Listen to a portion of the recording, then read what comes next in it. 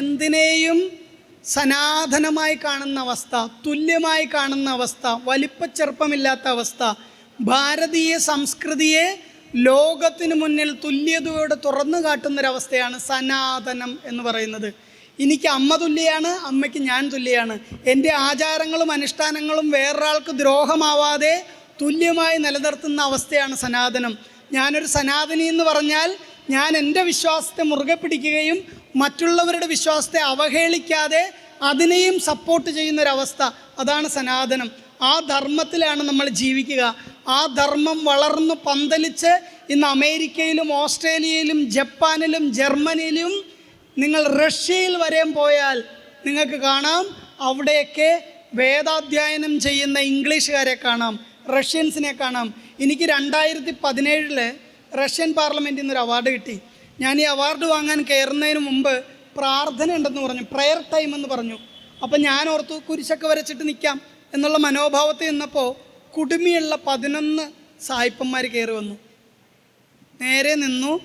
ഓം സഹസ്രശീർഷ പുരുഷ സഹസ്രാത് സഹസ്രപാത്. സത്യം പറഞ്ഞാൽ എനിക്ക് നാണക്കേടുണ്ടായി. കാരണം എന്നറിയാം, എനിക്ക് തെറ്റുകൂടാതെ ചെല്ലാനറിയില്ല.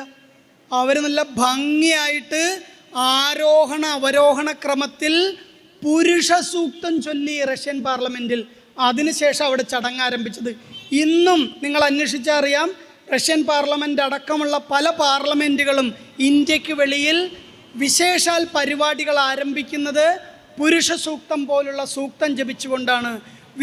നമുക്ക് മഹാവിഷ്ണുവിനെ അറിയാം, ശംഖചക്ര ഗദാപങ്കജത്തോടുകൂടി. പുരുഷ സൂക്തം ആരെക്കുറിച്ചാണ്? മഹാവിഷ്ണു പണ്ടൊരിക്കൽ വിശ്വരൂപം കാണിച്ചിട്ടുണ്ട്. വിശ്വം മുഴുവൻ നിറഞ്ഞു നിൽക്കുന്ന വിരാട് പുരുഷ രൂപം, മഹാവിഷ്ണുവിൻ്റെ പൂർണ്ണാവതാര രൂപം, അതിനെ വർണ്ണിക്കുന്നതാണ് പുരുഷ സൂക്തം. ആ സൂക്തം ചൊല്ലി അവിടെ എന്നെ സ്വീകരിച്ച് എനിക്ക് അവാർഡ് തന്നു. ചെറിയൊരു കാര്യമല്ല. എനിക്ക് അവാർഡ് കിട്ടിയത് കൊട്ടിഘോഷിക്കുകയല്ല, എനിക്ക് നാണക്കേടുണ്ടായത് കൊട്ടിഘോഷിക്കുകയാണ്. എനിക്ക് ചൊല്ലാനറിയില്ലായിരുന്നു. അവിടെ തിരിച്ചു വന്നിട്ട് കാണാതെ ഇരുന്ന് ഞാൻ പഠിച്ചു പുരുഷ സൂക്തം. പിന്നെ ശബ്ദത്തിന് ടൂണൊന്നും ഇല്ലാത്തതുകൊണ്ട് കാക്ക ചിക്കി കളിച്ച പോലെ ആയിരിക്കും ചൊല്ലണത്, കാക്കക്കുട്ടി കല്ലിട്ട പോലെ ആയിരിക്കും ചൊല്ലണത്. എന്നാലും തെറ്റുകൂടാതെ ചൊല്ലാൻ ഞാൻ പഠിച്ചത്. അവിടെ എനിക്കുണ്ടായ അഭിമാനക്ഷതം, അവർ ചൊല്ലുമ്പോൾ കൂടെ ചൊല്ലി എത്തിയില്ല ഞാൻ. എനിക്ക് നാണക്കേടുണ്ടായി. ഭാരതത്തിൻ്റെ സംസ്കാരത്തെയും ആചാരത്തെയും അഡോപ്റ്റ് ചെയ്തുകൊണ്ട് അവരതിനെ ആചരിച്ചു. മന്ത്രങ്ങൾ ആരോഹണ അവരോഹണ ക്രമത്തിൽ ചൊല്ലിയാൽ എത്രത്തോളം ശക്തി കിട്ടുമെന്ന് അവർ തെളിയിച്ചു. അതിനവർ വിജയിച്ചു തുടങ്ങി. നമ്മളോ